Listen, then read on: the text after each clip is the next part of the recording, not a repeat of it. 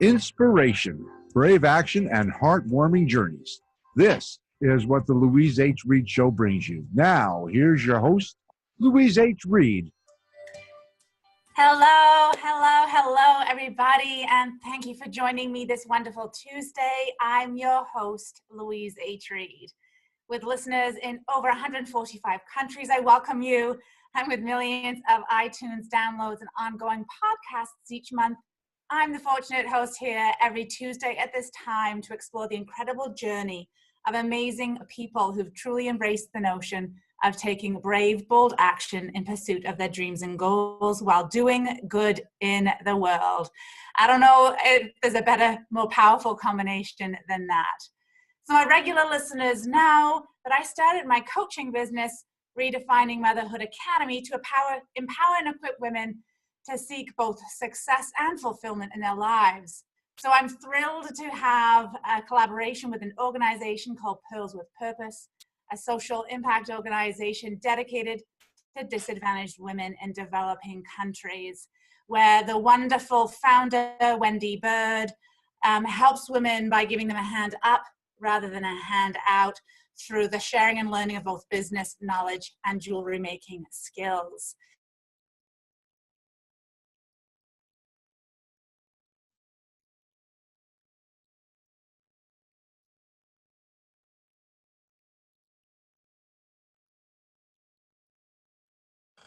Go ahead and start talking, Cory. I think she froze up. Oh, yep, she sure did. Well, here I am. I don't know how to piggyback on that specifically, although the initiative sounded amazing. It seems as though I'm hearing more and more about people using kind of jewelry and arts and crafts as a way to kind of bridge gaps. People from different countries and different cultures sharing their kind of fashion ideas. And it seems to be a theme that I'm just hearing recently. So I wonder where she was going with that. I can't wait to hear a little bit more about it. All right. So, Yay. Yes. So, Cory, you were saying something interesting, no doubt. Probably not yet. Hopefully, I'm doing some mental stretching right now. Excellent. I love that. And so I haven't had the opportunity to share with you what I know, the wonderfulness that I know about you. So let me just share with my listeners a little bit about what I know. And I'd love for you to start then by filling in some blanks for us. So what I know about you is that you're the founder of Shedwool Scheduling. Right? I said that right. Shedwool. Yep. You're the co-founder of Mentor You Global Consultants Network. You're a brand ambassador, a philanthropist, a writer, speaker, and mentor. You're a sommelier, which I would like to know a little more about before the show is over, and a consultant, and no doubt so much more. So fill in some of the little blanks for us. Bring that to life a little bit in terms of your bio, and then let's jump into some of the yumminess behind it all. Perfect. Well, yeah, I think that was a great framework. I would say, to back up 20 years ago, I started working in restaurants. I dropped out of college in 97, got a job as a computer programmer. Through some temp agencies, I got a job with Sterile Pharmaceutical Research and became a metrologist with no degree. I had my own office. I was working for the FDA, calibrating pipettes and digital balances. And so here I was, 19 years old, making a pretty good salary, college dropout, some computer experience. For whatever reason, I just decided to drop all that and travel the country for a bit. And I ended up in the mountains in Colorado, washing dishes at a restaurant that promoted me to busboy, then waiter. And I started working at some of the nicer restaurants in that small town. And I ended up becoming certified as a sommelier. So once you get that certification, we just call ourselves cork dorks and we don't take it too seriously. But I did learn a lot about wine and varietals and pairing and service and such. So I started going to some of the bigger cities that I'd always been intrigued by, work at some of the nicest restaurants in the country. And I spent nearly 20 years of my life working in hospitality. Several times I worked my way up to corporate manager with a number of concepts underneath me. Sometimes I was in kind of the strategy, F&B program, putting together, cost analyses and such in the management world, but I could never make quite as much as I could as a waiter at the highest end. So I settled back into waiting tables. That was kind of the way to make six figures as a service industry professional, as it were.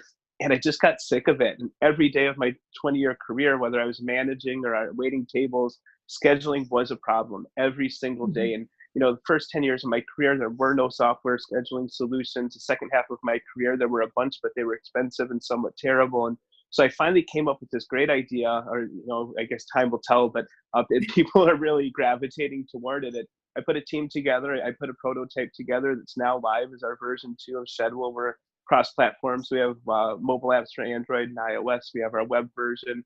YMCA is a great customer of ours. They've been fabulous. We have police departments and hospitals, and of course, restaurants, casinos, hotels, and such using our software. So it's been fun. I bootstrapped the company, went through a 4-month accelerator and a 4-month post accelerator. So, I've now, been pulled in every direction 100 times by 1,000 mentors. And through that, I kind of learned, just like I learned what I wished a scheduling solution would do in the restaurants, I've now kind of learned what I wished mentors would have done for me, and also kind of emulated some of what they did for me that was really powerful and helpful. And I've rolled that into another company. And it's very bizarre. People say serial entrepreneur, and I was hesitant to say that, but I'm now on so many boards and in leadership, so many companies. And it seems like, I don't want to say every day, but at least every week, someone's asking me to either start a company with them or for them. And so it's really become this fun kind of ecosystem. And out of that, Mentor You was born. Like, wow, there's so much of that. So many moments I want to say, oh, let's just go explore this a little more. Let's just go and explore this a little bit more in terms of what you just shared. Like, what an awesome overview and insight to you. I wrote a few words down as you were sharing that, and the things that I heard as themes through this career that you just shared with us, over a couple of minutes. And I wrote down a true leader, not just a leader, but like a true leader, a visionary, and a trailblazer. That's what I wrote down. And those are the themes that I was hearing, which was funny because then just before you wrapped up that, your high level overview, you were saying that people are coming to you because they see those qualities in you. That's in essence why why they're coming to you. You've got this energy and this passion and this zest and this zeal, and clearly the vision to see problems and then piece things together in a way that perhaps hasn't been done before. So, with all of that, who inspires you to be the person that you are today? And perhaps it's a current someone or something, or perhaps a past that sometimes pushes us. Sometimes there's a pull and sometimes there's a push. Yeah, I think that I hope there's no negative context to this, but I think a lot of it's just all the people that have doubted me. And I don't want to prove anyone wrong.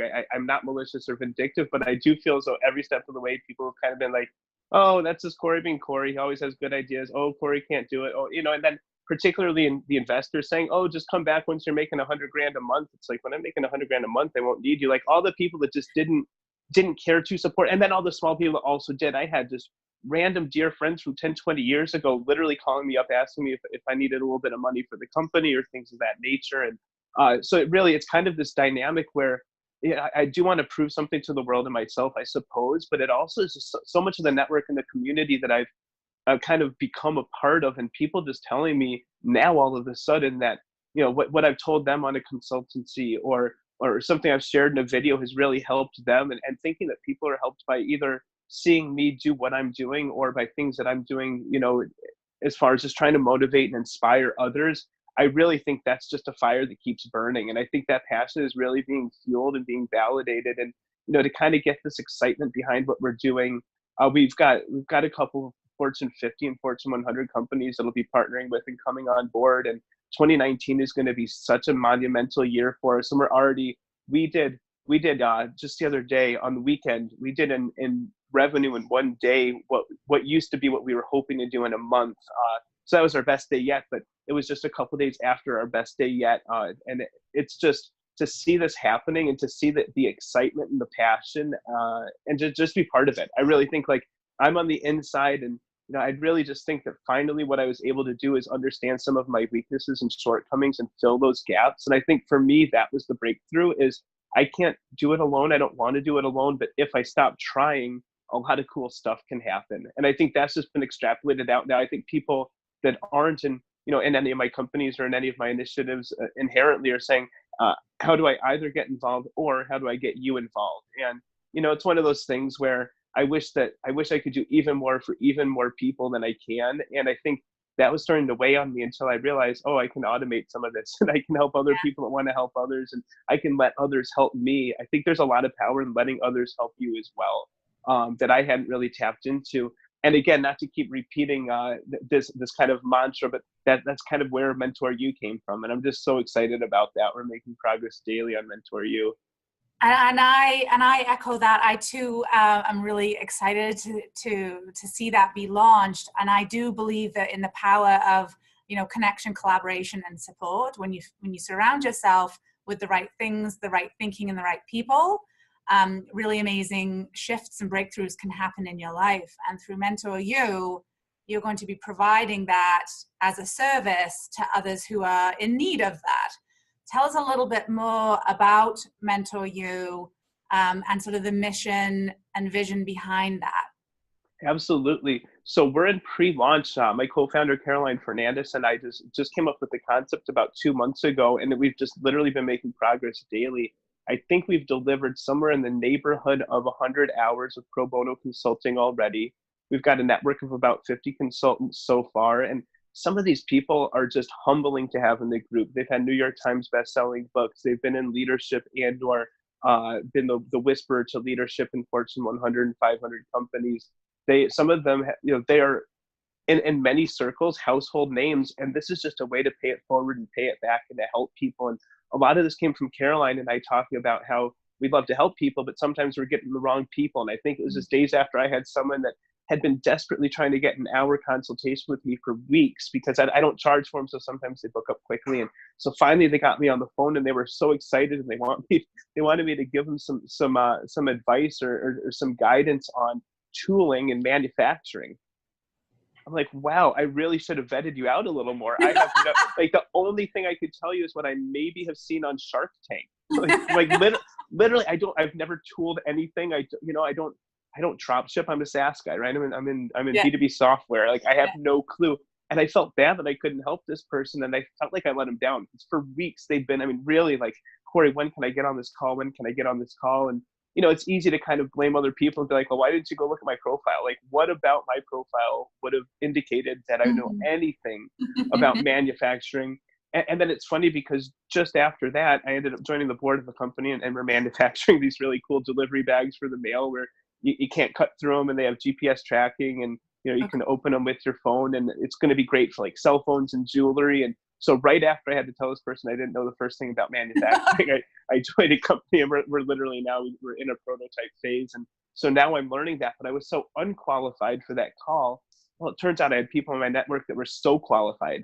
And if I'd just been able to, rather than take that hour of both of our life, if I'd been able to take 10 seconds and say, hey, you need to talk to Tom or whoever it is, well, that could have been so much more meaningful and impactful and just respectful of all of our time.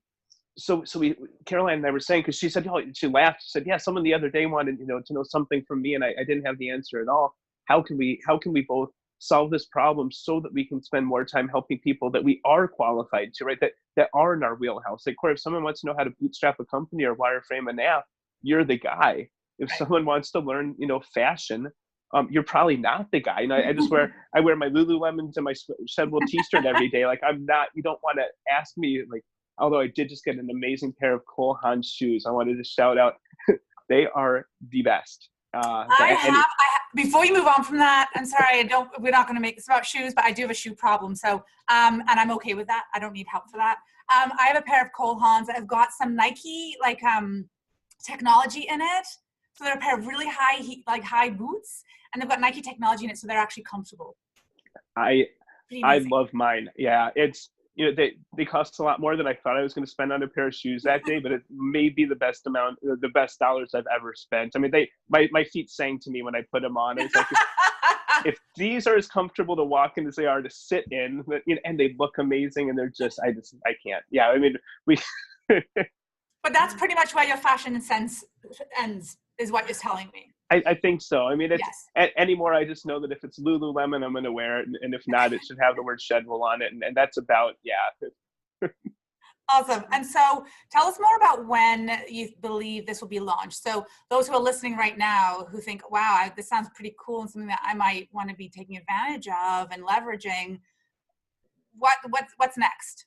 And when can they expect you? So we are launching in January, and it's so exciting. And we actually have a podcast component I'm going to shout out here in a moment as well that I think they'll get excited by. But the January launch, we're working on the technology and the platform. I think I haven't checked recently. We have somewhere in the hundreds of mentees pre-signed up, and we're really just making sure they all get with the right mentor right now.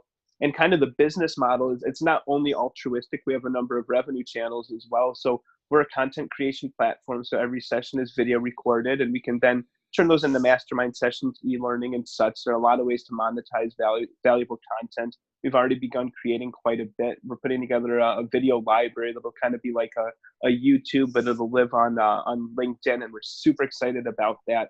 But we have a marketplace where people can put their goods and services. We have a hiring component where people can get jobs. And then what I'm most excited about and what I'm most qualified for is we're leveraging this platform of Mentor You as an online accelerator.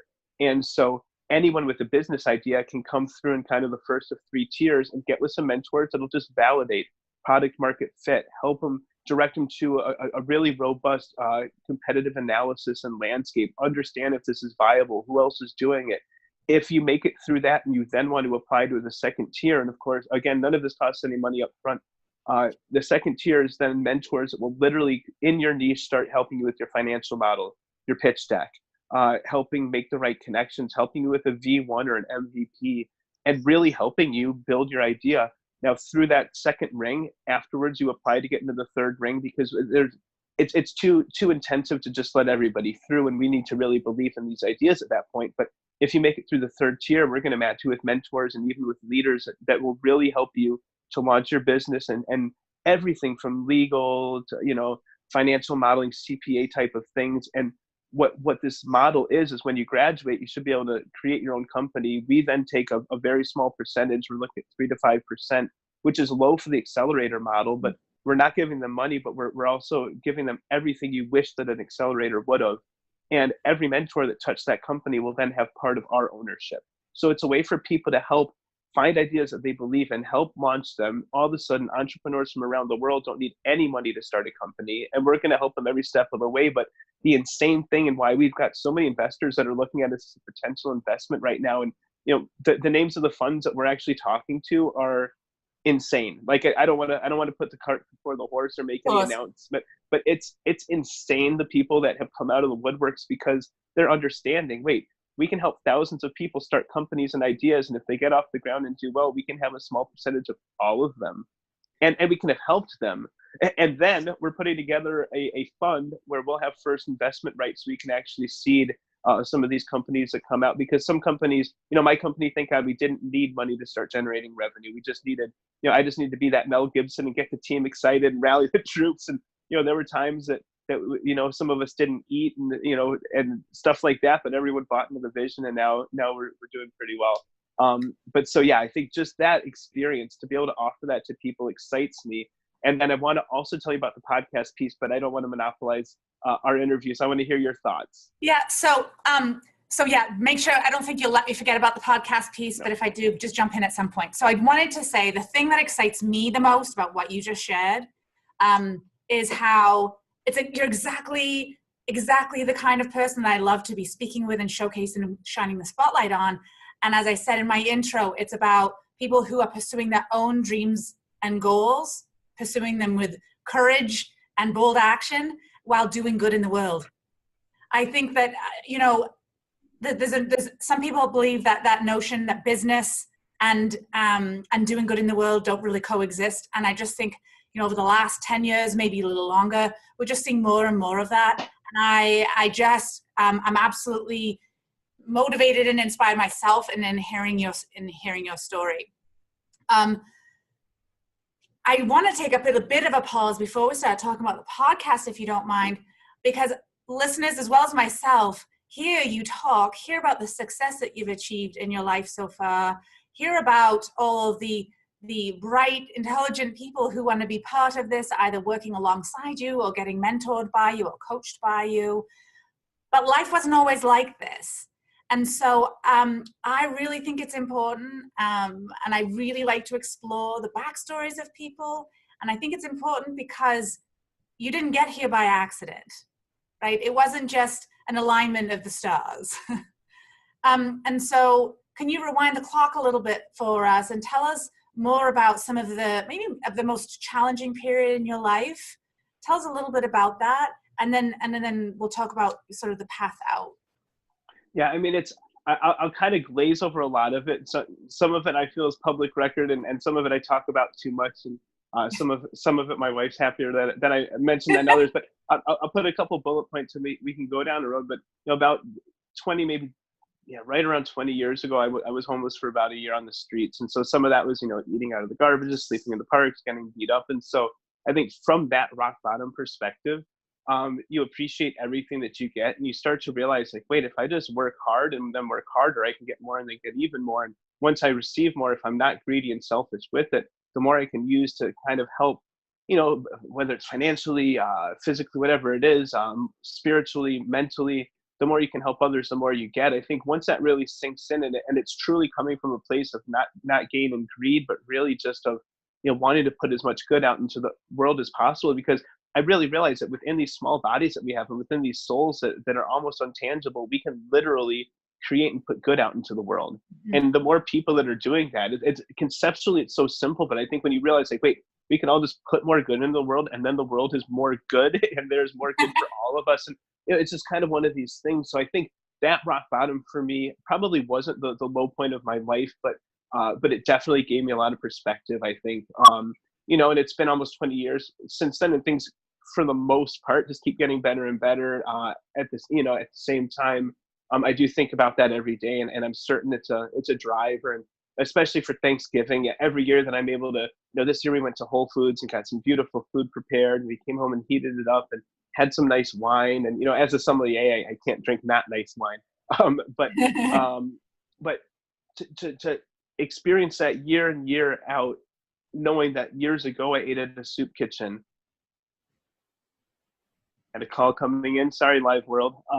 But to recall eating in a soup kitchen, as a beneficiary, after being raised in a good family and being one that used to serve people on the soup kitchens, I think some of those just duality and seeing both sides of things, and understanding that when you see someone on the side of the highway or the side of the street begging, it's like they could actually maybe end up starting a company and employing 30 people someday, and like it's really a bizarre perspective. Mm.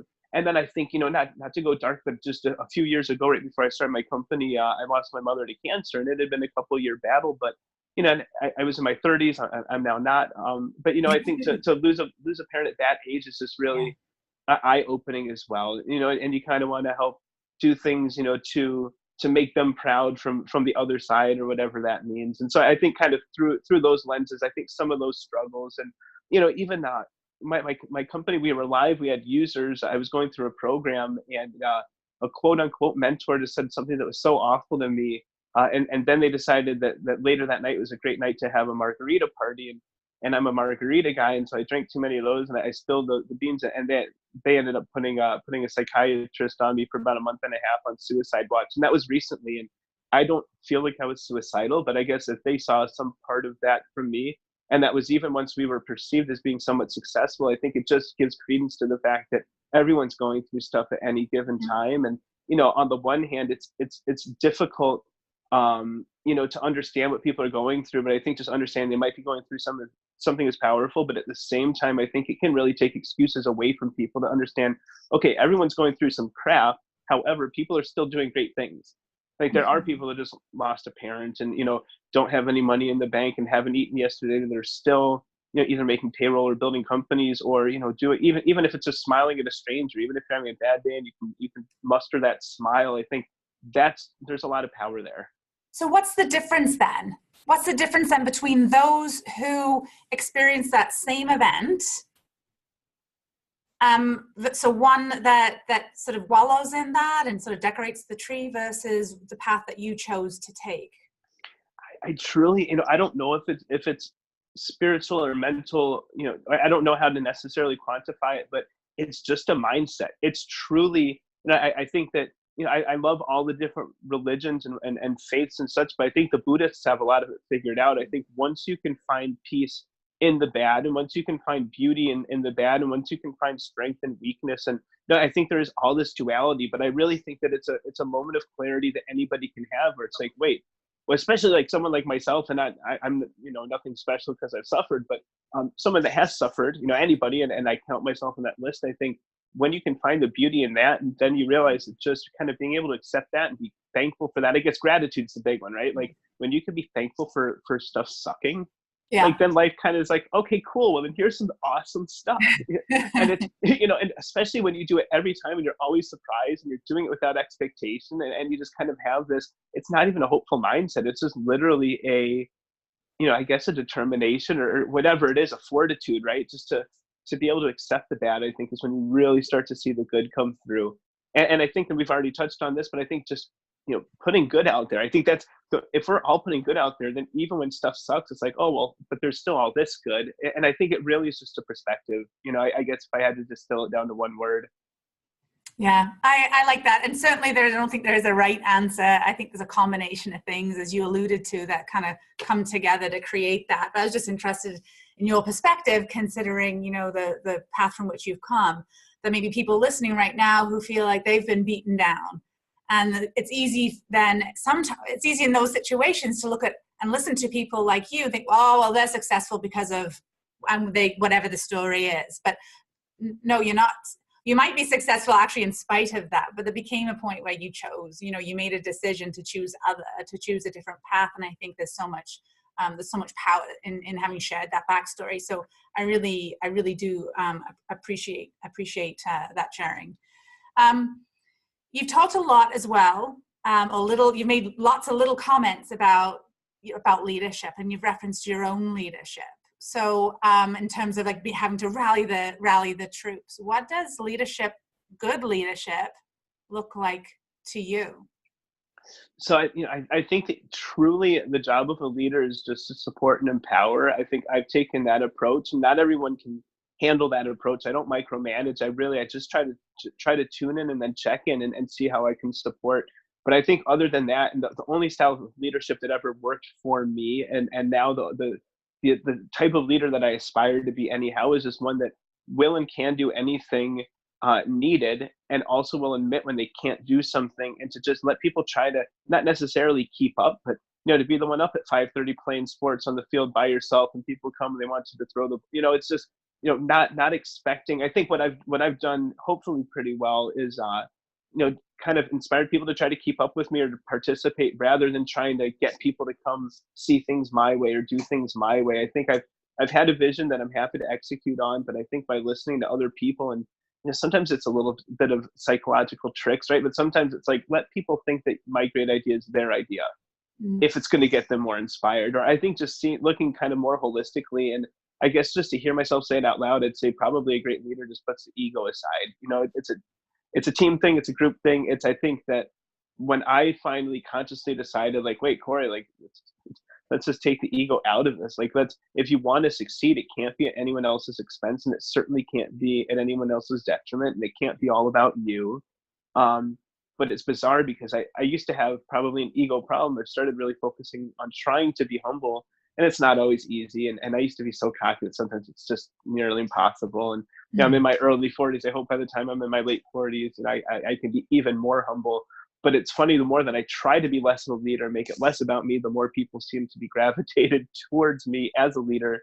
And the more, in a weird way, it has become more about me, despite my even desire, I don't need it to be. And now all of a sudden it's a lot seems to be, my name's coming up a lot in a lot of circles, and, for a lot of reasons. And so, yeah, it's, I think a lot of it's just cyclical and energetic, and, putting out without expectation, but then being willing to receive. I think it's all kind of amalgamous. Yeah, law of attraction at its best, right there. And yes. Putting ego aside, I think leads to personal success, family success, organizational success, country. I think egos get in the way of a lot of things. And so I think it's interesting that that's your perspective on leadership. So given all that you have done, your backstory and some of those moments that you've experienced there, and some of the amazing things that you have and continue to experience with your businesses. What's the accomplishment you're most proud of, if you had to pick one, and why? So I truly think that the accomplishment that I'll be the proudest of is probably still in the works, and that's Mentor You. I also think that Castpod.io, which is kind of another initiative of mine that's very integral and integrated with Mentor You, is going to contribute to that. And then one of the things that's on my LinkedIn profile, and that it's not there as a joke, it's hugely ambitious, is my big, hairy, audacious goal. I don't need to be the first one to do so, but I feel like I might be on a trajectory to it. I really want to explore the ocean floors. And ideally, I'd love to actually explore what's under all the ice in Antarctica. And it's the same technology and concept that could do both. If someone beats me to it, great. I don't need that glory. I just think I think humanity needs to know what's at the bottom of the ocean. We know more about the solar system and the universe than we know about our own ocean floor and our own planet. And we have all of the technology and spades to go down there and check it out.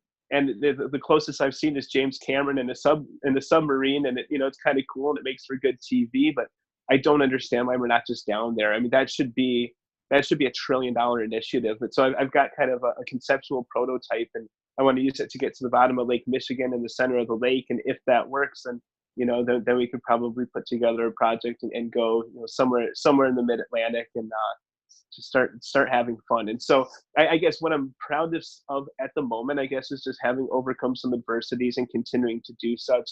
For the first time in years, I just started paying some of my staff and myself. So I guess I'm really proud about that. I have one of my top guys has been putting in a lot of time and just sweat equity, and his household, there's a surgery, and the breadwinner's not going to be winning much bread, and they were really worried, and I got to give him some back pay, and it felt amazing. So I guess I think what I'm proudest of is unfolding at the moment, to be very candid.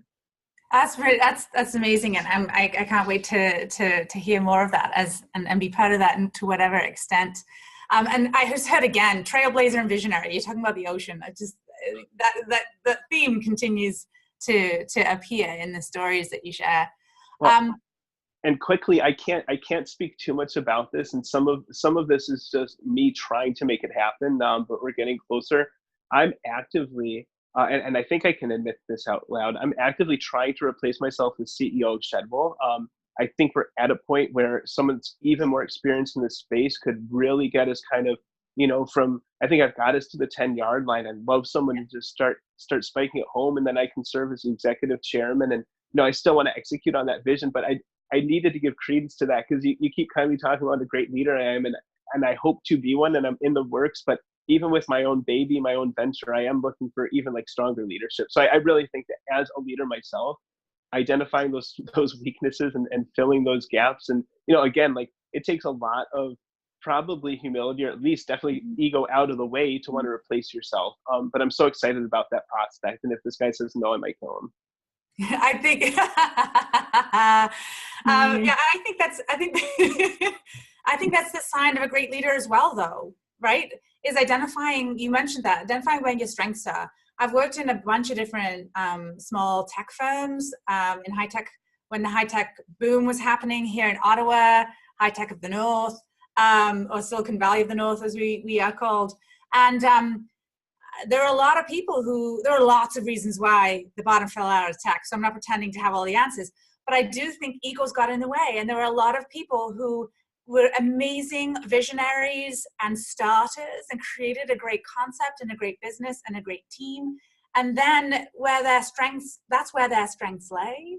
And instead of then removing themselves and then bringing someone else who was more of a builder, not the one that would conceive the idea, but the builder, it didn't do that, right? So kudos to you. And ego, I think, is also what's getting in our way of not exploring the ocean and the solar system more, because we're so self-centered about our own existence and presence on this earth. Anyway, that's a whole other kind of conversation. So you made brief mention of the podcast, the castpod.io. Let's explore that a little more. What the heck is that, and why should people pay attention?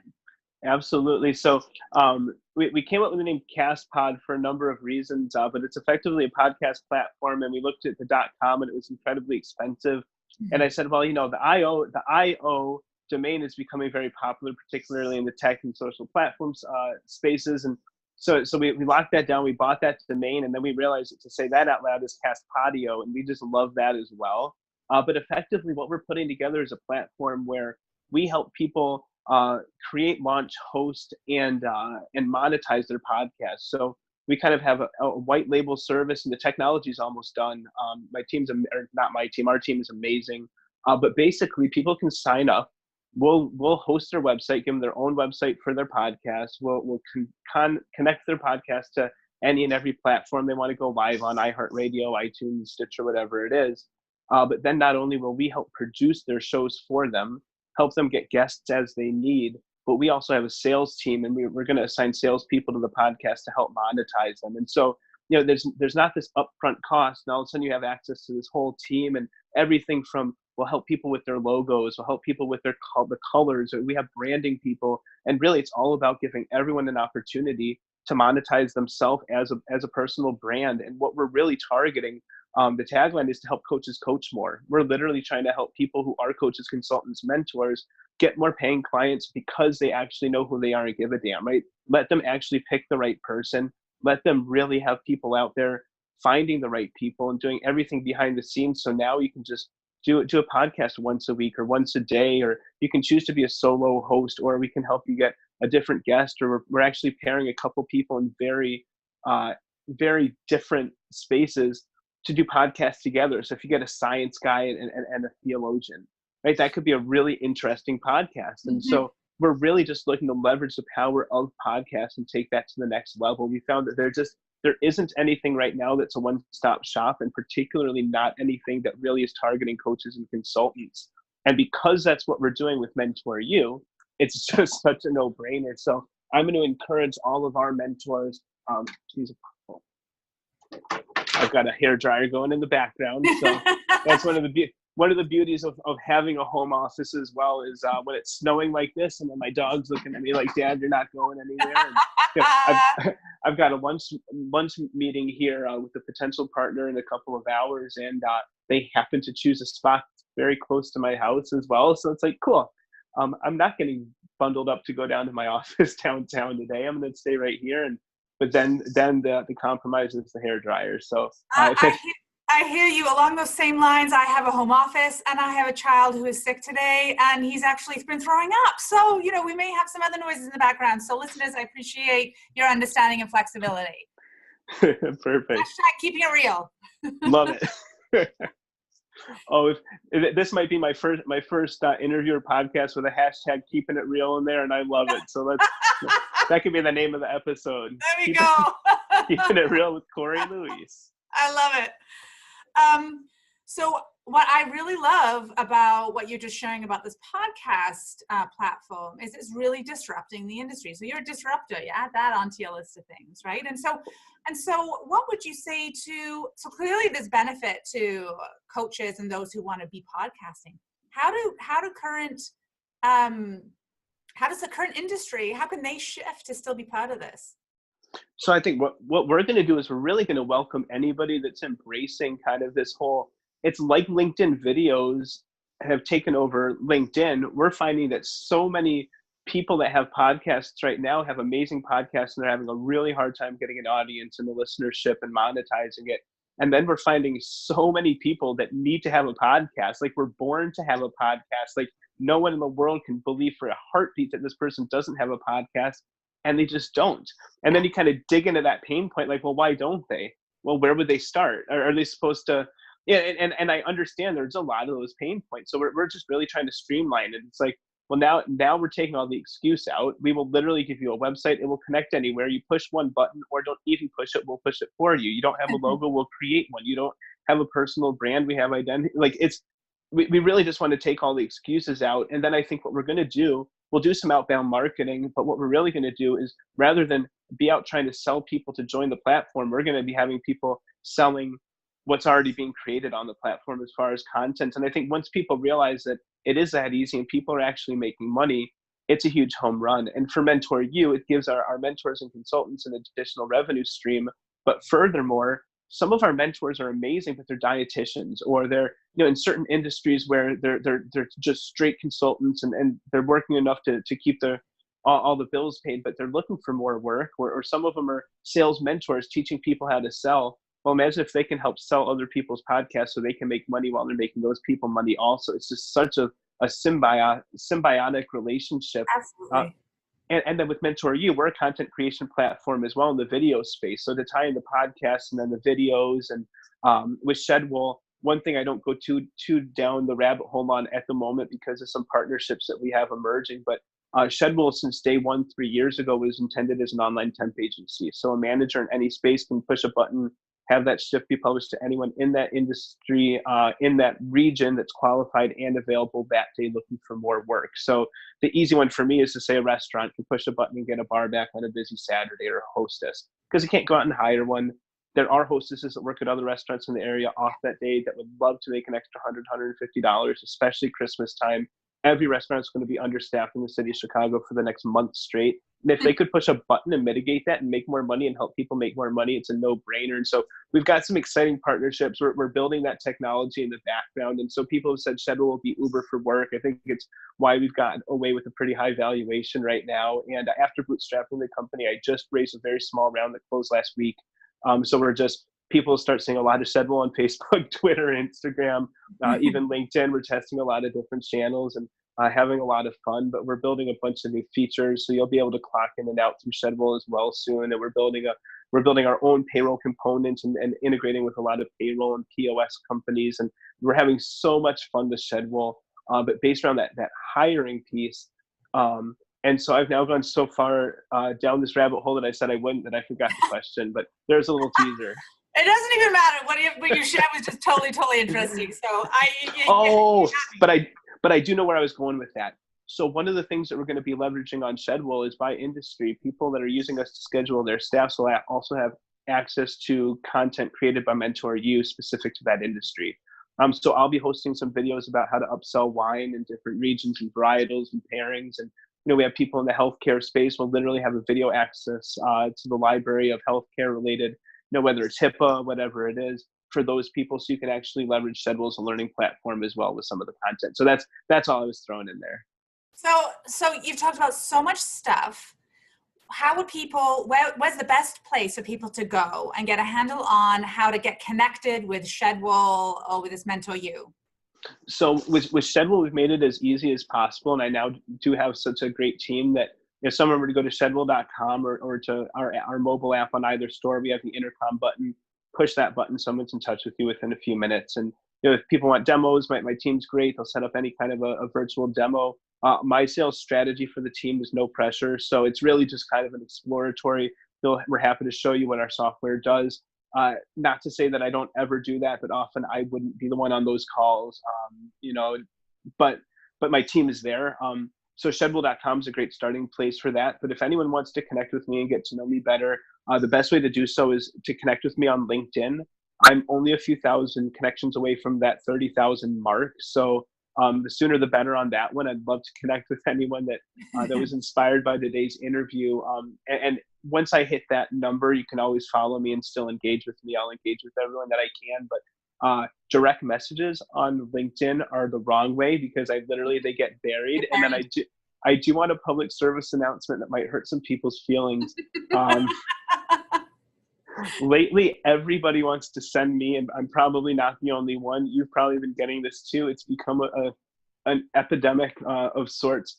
Everyone wants to send these voice memos. And it's always, I probably get 100 voice memos a day in my direct messages on LinkedIn, another 30 of them on WhatsApp, and then another 20 of them on, I don't even remember the name of all these platforms. And everyone sends these voice memos, and it's only 80 seconds. It's only 30 seconds. It's only 2 minutes. And they add up so much. And I'm never alone. And I'm either in my office, or I'm on a meeting, or I'm on a video conference call, or and I just can't do it. And so, I literally started responding to those and say, hey, I'm not going to listen to this. If you want me to know what you said, just type it out.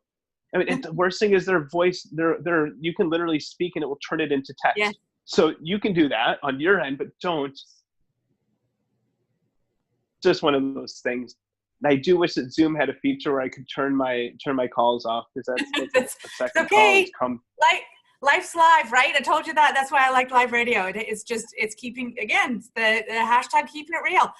So with all of this busyness that you have in your life, and I know you're very grateful for it all, what tools or habits or rituals keep you grounded and keep you focused on what it is that you want to be achieving in your life?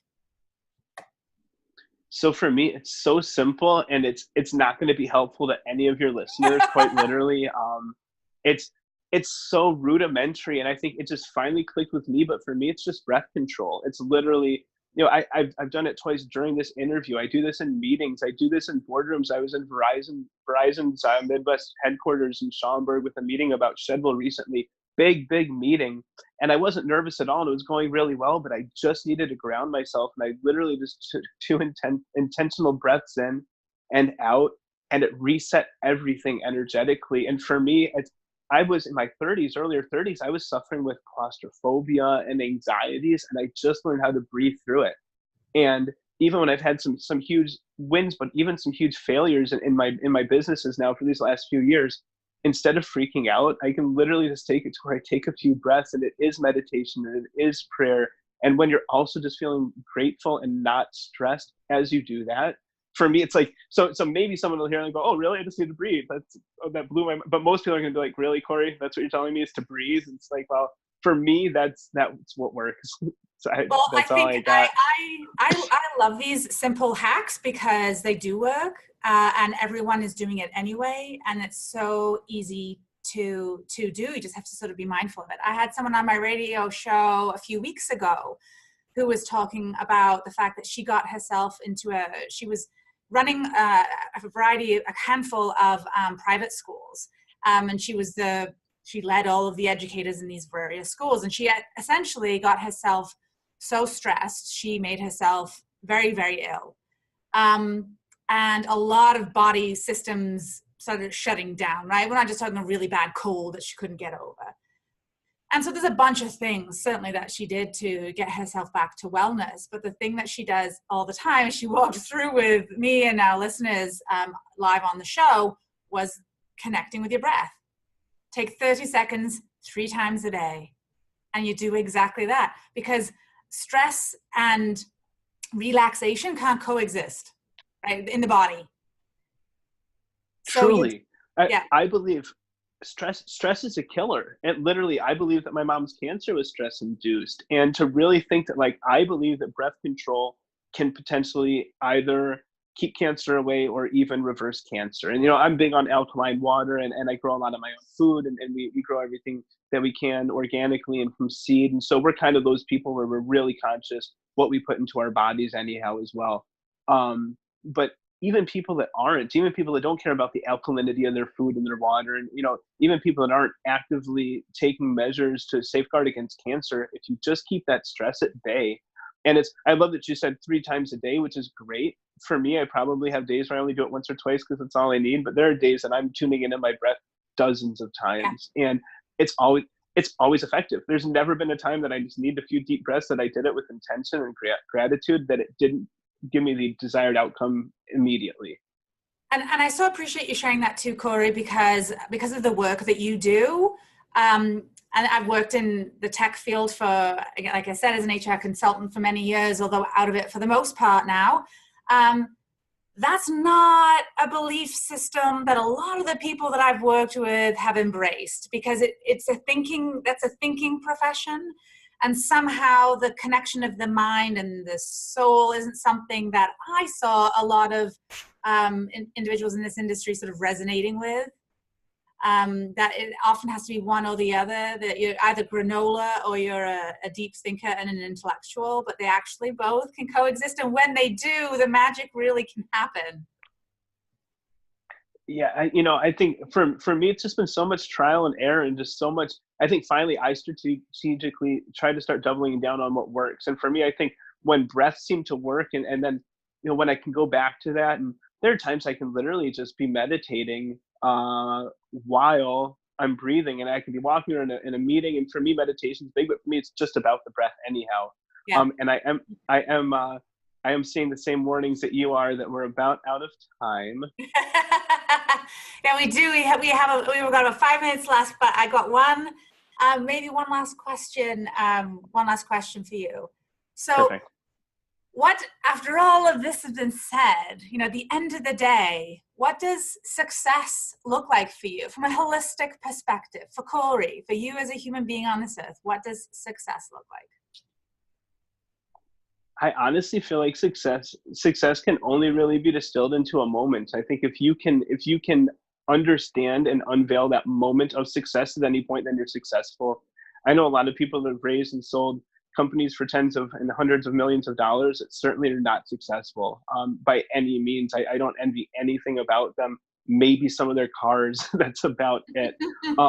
But I think when you can have a successful moment and need nothing, and especially if you can be giving whatever it is, radiating positivity, love, kindness, empathy, whatever it is in a moment, and feel success with that, then I think you're successful. Because if you can do it once, you can do it a million times. And if you are a person that people perceive as successful, you inspire others to be the same.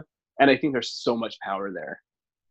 And I think there's no better way to end on other than on that note. So I'd like to thank you so much, Cory, for your willingness to spend this hour with myself and share your wisdoms and learnings and journey with my listening audience. Thank you so very much. It was an absolute pleasure. Anytime. Thank you. And also, of course, I want to thank you, my loyal listeners and followers, and remind you again that information about me and my show and the podcast can be found from this show at louisehreid.com. Also, a big shout out, much love and gratitude to my producer, Cameron at Contact Talk Radio Network. And finally, I'm here to highlight and showcase people who are taking brave, bold action, whose actions have a positive impact in our world. That said, I'd like to encourage you all to be brave, be bold, and be happy. Until next Tuesday at 11 a.m. Eastern Standard Time, I'm Louise H. Reid, wishing you all an amazing day. Goodbye, friends.